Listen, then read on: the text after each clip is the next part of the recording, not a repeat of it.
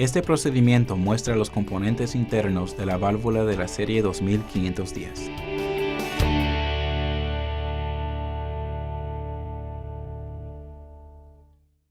Este es un procedimiento de despiece de la válvula 2510. En este lado tenemos la unidad de electromecánica con reloj. En este lado tenemos el controlador electrónico SXT. Si giramos la unidad a un lado, vemos que desde la placa posterior hasta la parte posterior, las válvulas están construidas idénticamente. La unidad mecánica muestra un bloque cuadrado en la parte de atrás, que es la opción de derivación de agua no dura posterior para las aplicaciones comerciales. Usaremos la versión electrónica como enfoque ya que usa un émbolo estándar. Para comenzar, quitaremos la cubierta del controlador. Con el SXT, presionamos en la lengüeta y la extraemos hacia adelante. Esto nos da acceso al panel de circuitos. Presionamos hacia un lado y quitamos el panel de circuitos. Cuando lo quitamos, desenchufamos los cables en la parte inferior. El cable en este lado es la alimentación de entrada, la alimentación del motor y los interruptores limitadores. Jalamos esto hacia abajo para desenchufar los conectores. Quizá deba levantar las lengüetas para liberar las conexiones. Si la unidad tiene medidor, tendrá la conexión del medidor aquí con 3 clavijas. Nuevamente, jalamos esto hacia abajo para desenchufarlo del panel de circuitos. La tarjeta de circuito ahora está separada de la unidad. Si necesitamos quitar el resto del controlador, abrimos la puerta y pasamos los cables a través del orificio. Para quitar el soporte, quitamos estos 2 tornillos de la placa posterior. En el lado opuesto del conjunto, tenemos el tubo en J que va desde el conjunto del inyector a la válvula de salmuera. Aflojamos las tuercas y extraemos el tubo en J hacia la parte posterior de la unidad. Ahora lo quitamos y colocamos aparte. Observe que hay diferentes longitudes para las aplicaciones estándares y las unidades de derivación de agua no dura. En la parte superior está el conjunto del inyector. Observe que hay un número inscrito en la parte superior que indica qué número de inyector está dentro de la carcasa. Quitamos estos 2 tornillos que sostienen esto en el cuerpo de la válvula.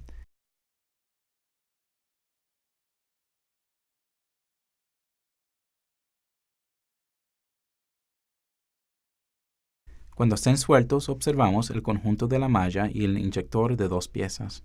El conjunto de la malla se quita de la carcasa. El agua fluye a través de la malla antes de llegar al inyector. Por eso debemos verificar que no haya acumulación de residuos ni esté dañada. Debemos reemplazarla si está dañada o no se pueden limpiar los residuos. Entonces, accedemos a la parte superior del inyector.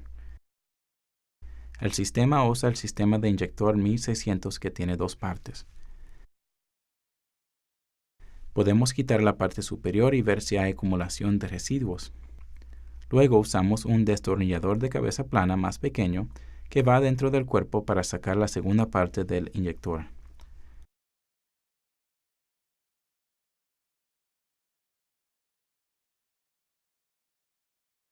Una vez que está suelta, verificamos que no haya acumulación de residuos allí. Hay diferentes materiales, colores y tamaños de inyectores disponibles en el sistema 1600. Si necesita reemplazar los componentes, verifique que coincidan el color y el material con el tanque del tamaño correcto y la presión en que funciona la unidad. Ahora pasamos a la válvula de salmuera que está en este lado. Hay una tuerca que la sujeta a la placa posterior. Aflojamos la tuerca y quitamos la válvula de salmuera. Esta válvula de salmuera en particular es una versión de latón. Verificamos que el control de caudal de la tubería de salmuera de 1 galón por minuto en esta unidad coincida con la pieza de repuesto. Observe que la etiqueta indica cuál es el control de caudal de reposición. Asegurémonos de que éste coincida con el tamaño del inyector. También encontrará versiones de plástico que tienen controles de caudal diferentes. Puede combinar uno de plástico con el mismo control de caudal de tubería de salmuera de latón y adaptarlos.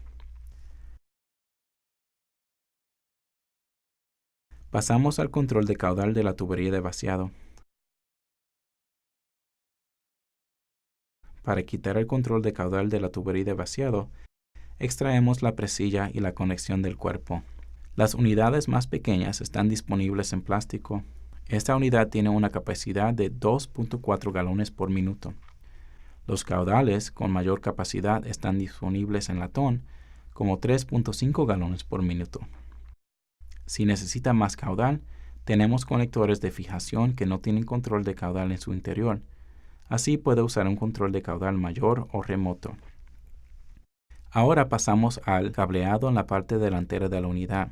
Tenemos una conexión desde el motor que en esta unidad son las dos líneas azules. Esto se separa si necesitamos reemplazar el motor. Luego pasamos a los dos interruptores limitadores.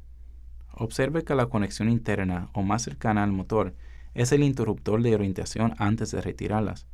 Así sabremos durante el rearmado que el interruptor rojo va más cerca del motor.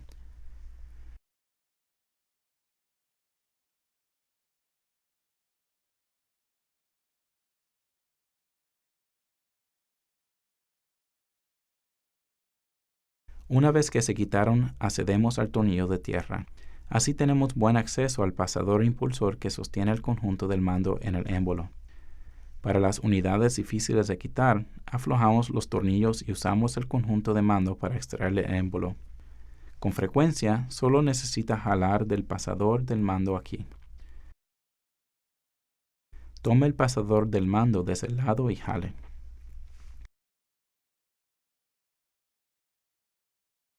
Ahora quitamos los dos tornillos que sujetan al motor y la placa posterior a la válvula.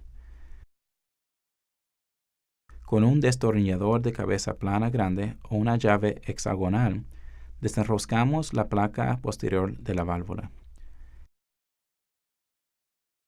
El motor de mando ahora está libre como la placa posterior. Pasamos a la válvula y vemos que hay una abrazadera que sostiene la parte superior del cuerpo con la base de la válvula. Observe que está inscrito la palabra top aquí para orientarnos durante el rearmado.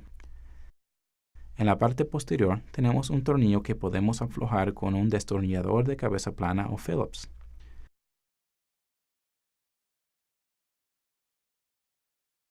Cuando esté suelto, apretamos la abrazadera y extraemos el tornillo hacia un lado. Luego, quitamos la abrazadera de la válvula. Una vez que la retiramos, la parte superior de la válvula se puede quitar de la placa de base. La placa de base tiene un sello tipo anillo tórico que rodea los diferentes orificios. Si tiene una fuga entre la placa de base y la válvula, recomendamos que reemplace este sello. Con la válvula retirada, es más fácil quitar el émbolo, los sellos y los espaciadores sin miedo a que los espaciadores o los sellos atraviesen la válvula. Extraemos el vástago del émbolo y la tapa superior. Si es necesario, usamos el pasador del mando para ayudarnos a hacer palanca o cualquier otra pieza metálica recta. Cuando la unidad esté fuera, verificamos que los anillos tóricos no estén dañados si hay alguna fuga fuera de la tapa de cierre. La tapa de cierre nunca debe superar el recubrimiento de teflón gris. Si ésta llega hasta el área de acero, se dañará la junta quad ring que está en la tapa de cierre. Si la tapa de cierre se sale por el extremo, deberá reemplazar el émbolo como un conjunto completo. Ahora accedemos a los sellos y espaciadores dentro de la válvula. Algunos sellos y espaciadores en el extremo pueden quitarse con los dedos, pero a medida que debe ir más profundo, use las herramientas para que le ayuden a quitarlos. Para los espaciadores tenemos una herramienta que usamos haciendo presión, presionando la parte superior y así quitamos el espaciador. Cuando hacemos presión, sobresalen los dientes y entran en las aperturas del espaciador. Para los sellos tenemos una herramienta tipo gancho que facilita la extracción del cuerpo.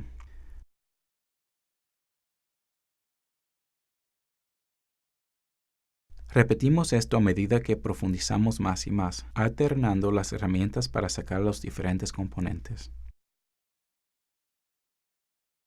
Una vez que retiramos todos los sellos y espaciadores estándares, Llegamos a la tapa de cierre. La 2510 usa una tapa de cierre especial.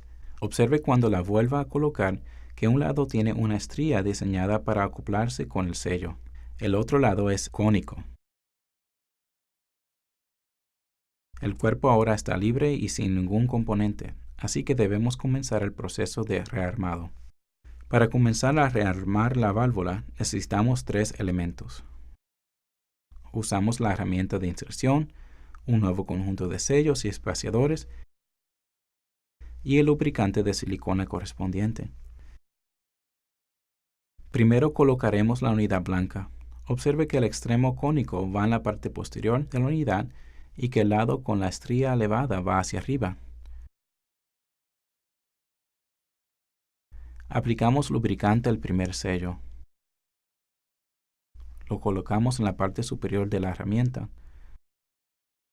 Volteamos la herramienta y lo sentamos en la válvula. Ahora alternamos entre los sellos y espaciadores para el resto de la válvula.